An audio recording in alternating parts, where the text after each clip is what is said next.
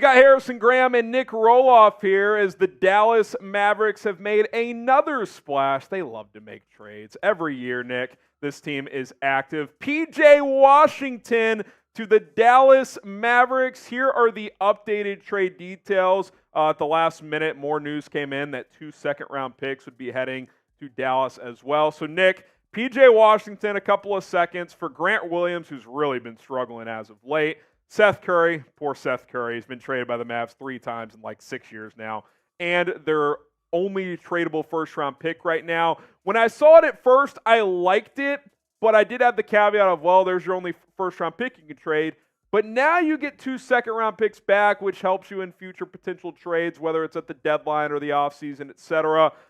It's been a pretty good day for the Mavs, man. I think they've done pretty well. What's your reaction? Yeah, I'm a big fan of this deal. Listen, one of their biggest needs was front court versatility at the 4 spot and a backup center to help out the rookie out of Duke, Derek Lively. They've accomplished that. We'll talk a little bit about Daniel Gafford in a second.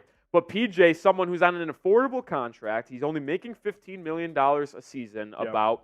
I like what he brings to the table, man. He's an athletic guy. He can switch on the defensive side of the basketball. The numbers aren't pretty in terms of efficiency, but he can space the floor. I've watched him quite a bit this season, probably more than I should watch the Charlotte Hornets, but he's got that short corner pocket 3 ability that can just be so effective for the Dallas Mavericks. When you think about Luka and Kyrie getting downhill, collapsing the defense. Oh, and you can either kick it out to PJ, who's sitting there in the corner, or drop it off to the new center they acquired in Daniel Gafford. I'm a big fan of these 2 moves, and specifically PJ because he gives them youth and athleticism next to Derek Lively or Daniel Gafford in that front court. Yeah, I mean, look, you needed another center, check. You needed a 4 who could score, check, in PJ Washington.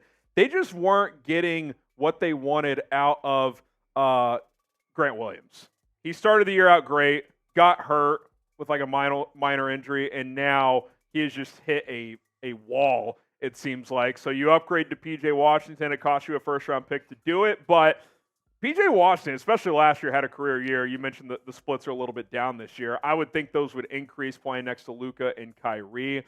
You're in a really good situation now if you're Dallas for this year and for moving forward because you have a bunch of like tradable contracts this offseason if you do decide to package some of these mid-tier contracts. Like Tim Hardaway next year's on an expiring deal. Washington has a tradable contract. You still have young assets like Josh Green, Jaden Hardy, Omax Prosper if you decide to want to flip one of those players in a future deal. So you've got some flexibility, and you filled needs for right now that I think makes your team pretty formidable moving forward for this season and beyond. I got to think Luka Doncic wakes up a pretty happy man today to add some more pieces. Kyrie, the last couple of games, gets back and healthy, has played really well. So I think for Dallas for this year, their ceiling has been elevated for sure. And if Kyrie can stay healthy, you've got a good blend of backcourt and frontcourt depth now, Rolly, that I think can play come postseason time.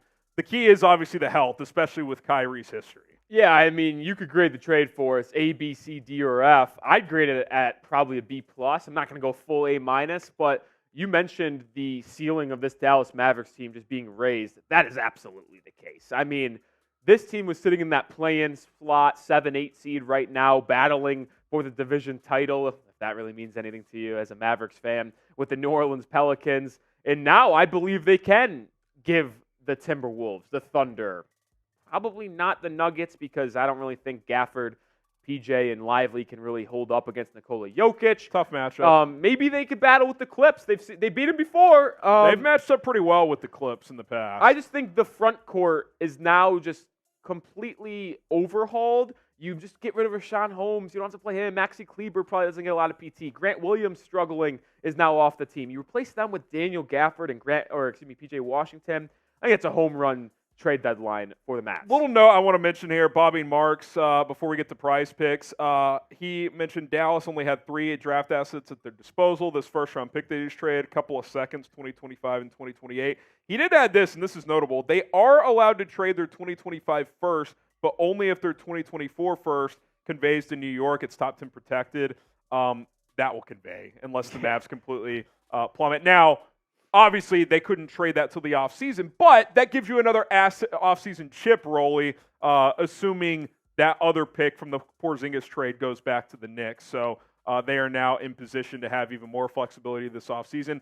Plus, draft night, that 2031 first-round pick becomes tradable as well. I mentioned 29 earlier. That actually was in the Kyrie trade.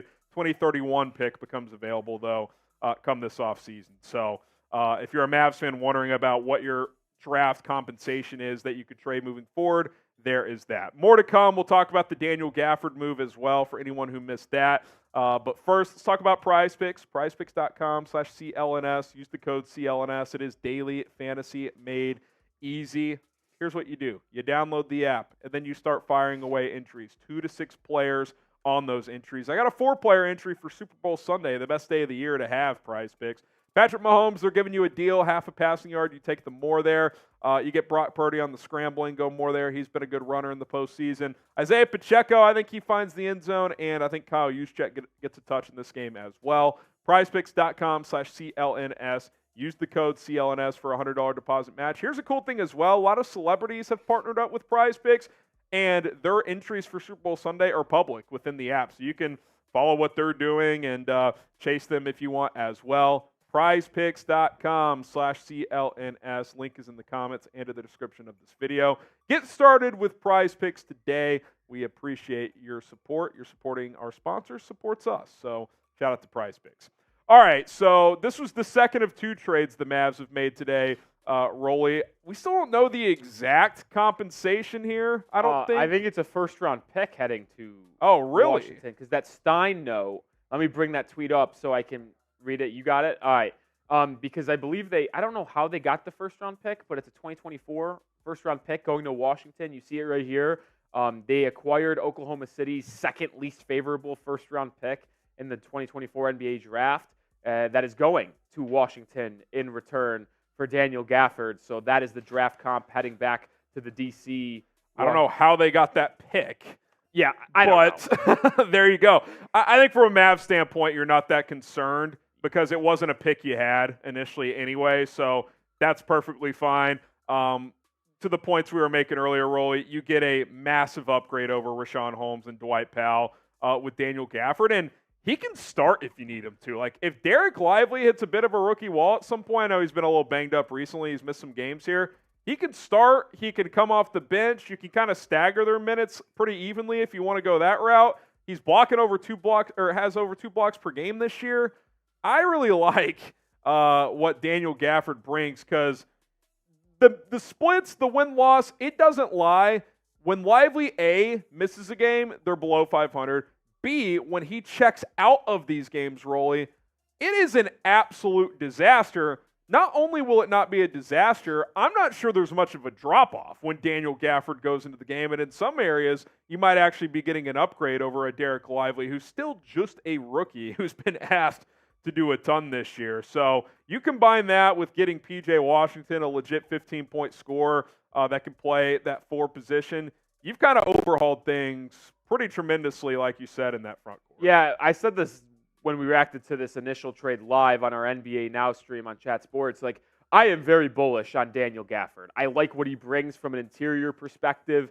He's averaging 2.2 blocks per game this season. That's a career high for him, but he's just been absolutely solid as a rim protector in Washington. And boy, is he tested by the amount of times that their guards, a.k.a. Tyus Jones and Jordan Poole, gets driven by at the perimeter. They can't defend a lick out there. So Gafford's tested a lot. He's been up to the challenge, and we've noted how much the Dallas Mavericks need the front court. I could argue, as much as I've liked Derek Lively and are high on him, I think Daniel Gafford's a better player. It's interesting. I think he's a better defender than Lively. I'll give Lively the rebounding numbers, and maybe that lob threat is more of Lively's specialty, but I really like this move. I think you can have a more veteran back up there. I am curious to see if they continue to start Lively. Yeah, it'll be interesting. Obviously, Lively is dealing with a minor injury right now, too, so you've got that. One more interesting note here, Rolly. Both Washington and Gafford are under contract through the 25-26 season.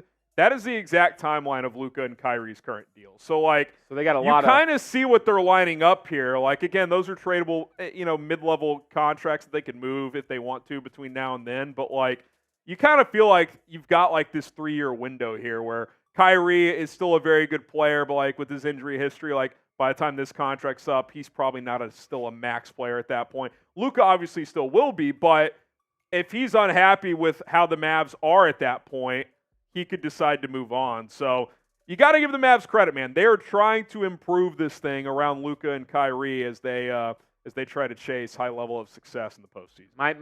My number one winner at the trade deadline, I'm not just saying this for all you viewers at Mavericks Today. I really believe that they have addressed their team needs better than anyone else so far at the trade deadline by getting P.J. Washington. You see the trade on screen. By getting Daniel Gafford. They now have a legit three-man front court where if you absolutely needed to, I don't anticipate them doing this, they could go small. Small ball P.J. Washington at the 5. Yeah, he plays some 5. 5 out, let's run Luka and Kyrie and give them just all the room in the world to work inside and get to the rim. I think there's a lot of versatility that the Mavericks can explore now with Kyrie, their rotations. I like to see how Jason Kidd handles this. But Mavs, man, I think they've been the clear winners of the deadline so far. Yeah, well said. What's your one-word reaction to the trade, and really both trades? Let us know in the comment section down below. And please subscribe to Mavericks Today. If you're watching on our Mavericks Today channel, obviously just hit that sub button. If you're a Mavs fan watching on our live NBA trade deadline special here on Chat Sports, youtube.com/MavsTV. Don't miss out on anything. If a move is made, we got you covered. We also have Mavericks trade deadline grades coming up later today. I think that's going to be a pretty high letter grade as well. Don't miss out on any of it. It is youtube.com/MavsTV. And if you are watching on Mavericks Today, head over to Chat Sports. We are live through the NBA trade deadline. Appreciate it.